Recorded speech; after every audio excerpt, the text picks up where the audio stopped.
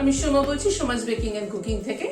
আজ আবার আরেকটা নতুন ভিডিও নিয়ে আপনাদের সামনে চলে এলাম। আজ যে রেসিপিটি শেয়ার করব সেটা একটা পনিরের আইটেম। পনির তো আমরা বিভিন্ন ভাবে বানিয়ে থাকি, তা আজকে আমি যেভাবে বানিয়েছি সেটা আপনাদের সাথে শেয়ার করছি। তাহলে চলুন ভিডিওটা শুরু করি। এখানে পনির নিয়েছি 200 গ্রাম। পনিরটাকে ছোট ছোট কিউব করে কেটে নিয়েছি, এটাকে সাইডে সরিয়ে রাখছি। একটা ক্যাপসিকাম নিয়েছি, ক্যাপসিকামটাকে কেটে নিচ্ছি।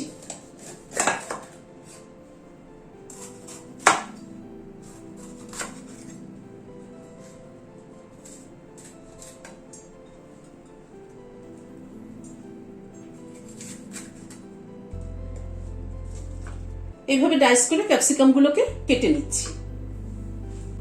ক্যাপসিকামটা আমি পুরোটা ব্যবহার করিনি, হাফটা নিয়েছি। যেহেতু ক্যাপসিকামটা বড় ছিল সেই জন্য আমি হাফটা এরকম ডাইস করে কেটে নিয়েছি। গ্যাসে একটা প্যান বসিয়েছি, হোয়াইট অয়েল দিচ্ছি। তেলটা গরম হয়ে গিয়েছে, তেলটা একটু প্যানের চারপাশে লাগিয়ে নিচ্ছি। পনিরগুলো দিয়ে দিচ্ছি। পনিরগুলো একটু হালকা করে ফ্রাই করে নেব।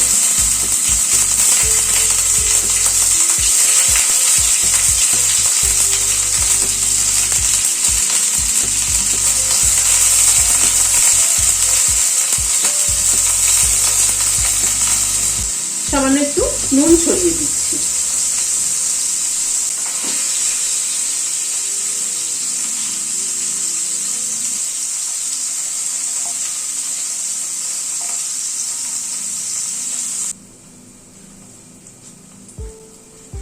পনিরটা হালকা করে ভেজে তুলে নিচ্ছি। পনিরটা ভেজে তুলে নিলাম। এবার ওই তেলে ক্যাপসিকামটা একটু টস করে নিচ্ছি।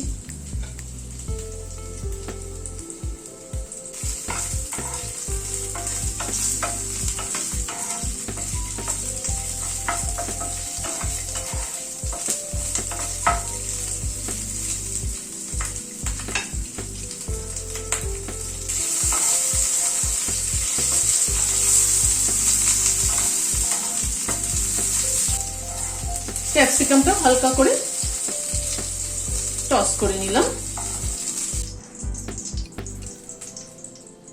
ক্যাপসিকামটা ভেজে তুলে নেওয়ার পরে আর একটু সাদা তেল অ্যাড করছি, সাথে হাফ টিস্পুন ঘি অ্যাড করছি।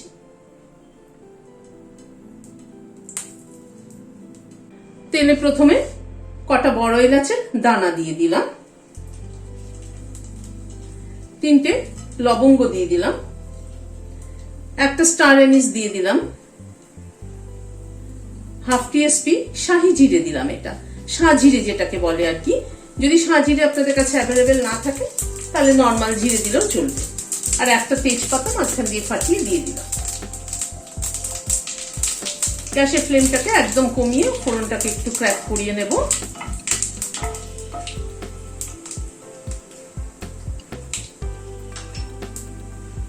এখানে একটা ছোট সাইজের একটা পেঁয়াজ সেদ্ধ করে পেস্ট করে নিয়েছি, সেটা প্রথমে দিয়ে দিলাম।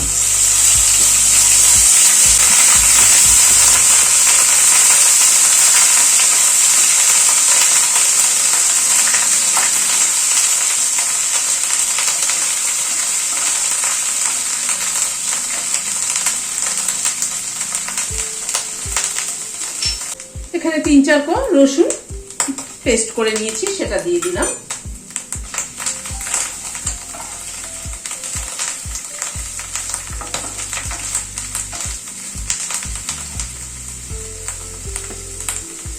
হাফ টিস্পুন আদা বাটা দিলাম।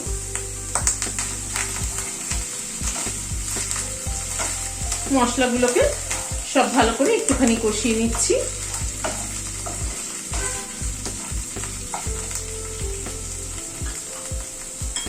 এখানে 3টে কাঁচা লঙ্কা বেটে নিয়েছি, সেটা দিয়ে দিলাম।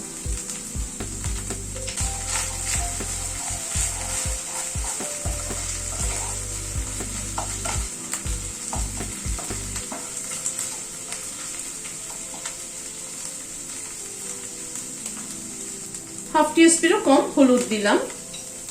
কাশ্মীরি লাল মির্চ দিলাম হাফ টিস্পুন, নুন দিলাম হাফ টিস্পুন,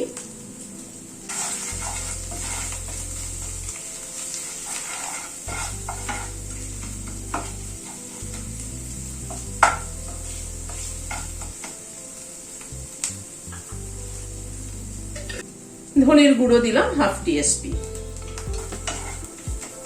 সব গুঁড়ো মশলাগুলো দিয়ে আবার একটু মিনিট খানে একটু নাড়াচাড়া করে নিচ্ছি। সামান্য পরিমাণ একটু গরম জল অ্যাড করে দিচ্ছি, মশলাটা কষাতে সুবিধা হবে।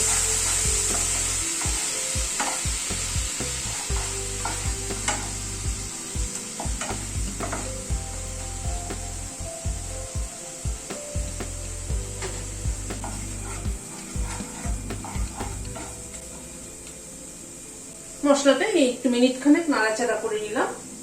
এখানে একটা টমেটো পেস্ট করে নিয়েছি, সেটা দিয়ে দিলাম।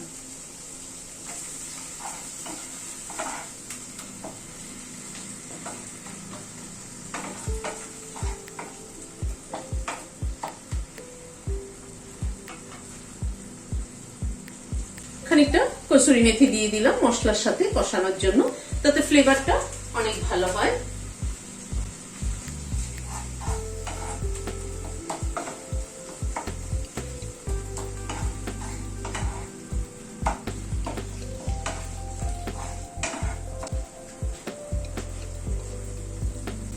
হাফ টিস্পুন চিনি অ্যাড করে দিলাম। নুন মিষ্টিটা নিজেদের টেস্ট অনুযায়ী দেবেন। নুন মিষ্টির ব্যালেন্সটা যদি ঠিক না হয় তাহলে কিন্তু তরকারি টেস্ট হয় না। মানে যে কোনো রেসিপিতেই বলুন না কেন, নুন মিষ্টির ব্যালেন্সটা ঠিক হওয়াটা খুব জরুরি। যেহেতু এটা আমি সব ভিডিওতেই বলি, কিন্তু যারা নতুন দেখছেন তাদের জন্য আবারও একবার করে বললাম। টমেটো পেস্টটা দিয়ে আবারও মিনিট 2 মতো কষিয়ে নিলাম। মশলাটা থেকে পুরো তেল ছাড়ছে, মশলাটা খুব ভালো মতো কষানো হয়ে গেছে। গ্যাসের ফ্লেম মিডিয়ামে রেখে সবসময় মশলা কষাবেন, তাতে কষানোটা ভালো হয়, টেস্টও ভালো হয় অনেক। এখানে 5-6টা কাজু গরম জলে ভিজিয়ে রেখেছিলাম, তারপরে সেটাকে পেস্ট করে নিয়েছি। বাটিটা ধুয়ে একটু গরম জল অ্যাড করে দিচ্ছি।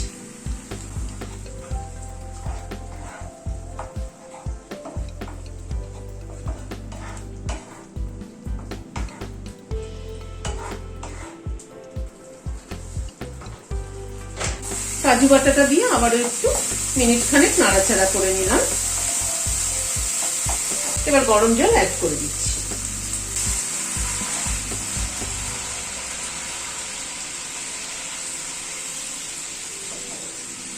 ঝোলটা নিজেদের আন্দাজ মতো দেবেন, যে যেরকম গ্রেভি খাবেন সেই অনুযায়ী জল অ্যাড করবেন। আর রান্নার সবসময় চেষ্টা করবেন গরম জল অ্যাড করার, তাহলে রান্নার টেস্ট অনেক বেটার হয়। কাঁচা জল কখনোই ইউজ করবেন না। পনিরটা ক্যাপসিকামটা অ্যাড করে দিচ্ছি।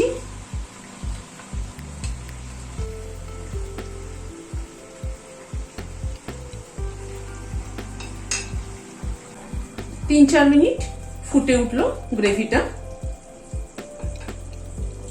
এবার 2 চামচ ফ্রেশ ক্রিম অ্যাড করে দিচ্ছি। 2 চামচ না, এখানে 3 চামচ মতো ফ্রেশ ক্রিম অ্যাড করলাম। সামান্য পরিমাণ একটু গরম মশলার গুঁড়ো অ্যাড করে দিলাম। এই 1/4 টিস্পুন মতো গরম মশলার গুঁড়ো অ্যাড করলাম, আর অল্প একটু কসুরি মেথি অ্যাড করে দিলাম। সবকিছুকে একবার একটু মিশিয়ে দিচ্ছি।